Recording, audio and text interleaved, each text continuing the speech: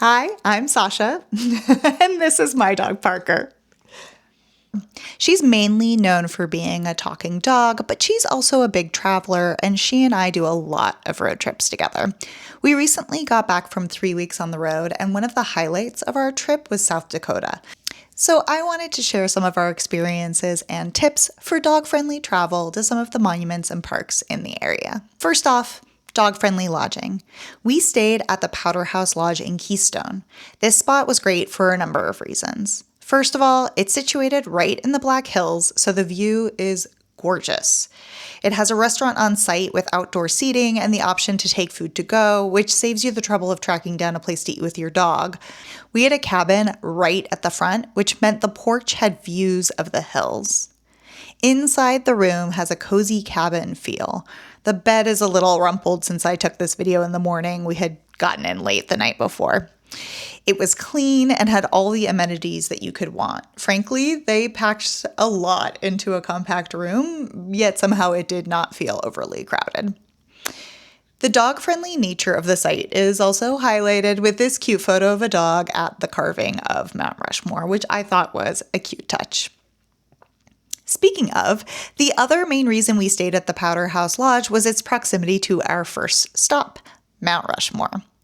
Before I went, I had read that the monument wasn't very dog-friendly, so I was prepared for that, but I actually found a pretty great surprise, so stay tuned for that.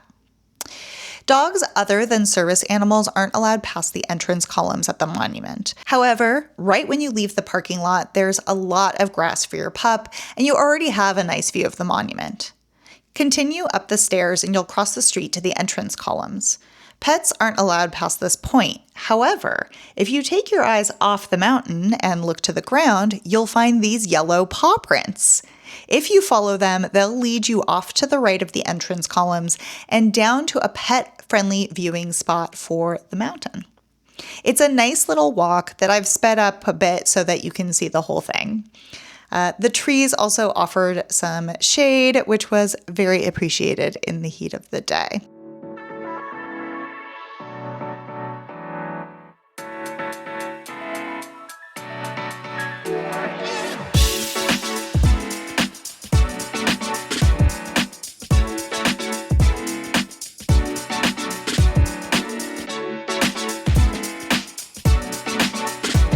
When we got to the end, we were the only people there, which meant we got a private view of Mount Rushmore. And you can see that they trimmed the trees so that you have a really nice view of the carvings.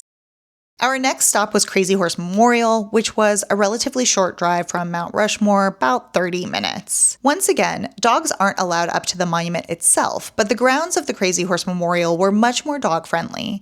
There's a viewing veranda that you can walk your dog around, and since the gift shop is carpeted, I was able to walk Parker in there as well. The rest of the buildings don't allow dogs to walk on their own, but they are permitted to either be in a stroller or carrier or to be held in your arms, which is what Parker and I did. I was really glad I was able to explore the interior of the buildings. There is the wall of windows, which gives a really panoramic view to the monument, as well as a ton of artifacts, as well as contemporary works by Indigenous artists and artisans. We then hopped back in the car to Custer State Park. Lots of the park and trails are dog-friendly, but we'd already been walking around a lot and we're still going to have to drive to the other end of the state that day, so we opted for the wildlife loop. This let us see the begging burros, prairie dogs, bison, and some pronghorn along the way. Our last stop was Badlands National Park. Dogs are allowed along the roadways in this park, so we opted to do the scenic route, and wow, it was definitely scenic. I had seen some other Badlands in the past, but the landscape in this park was really something special. The scenic loop had a bunch of spots where you could pull over to get a view and took about an hour to drive through. When we finished, it popped us out back on the highway to continue on to our hotel on the eastern side of the state for the night. Bonus, we got to see a bison right at the entrance to the park. So that's our dog-friendly trip through South Dakota. What do you think? Would you go? Which place would you be most excited to visit?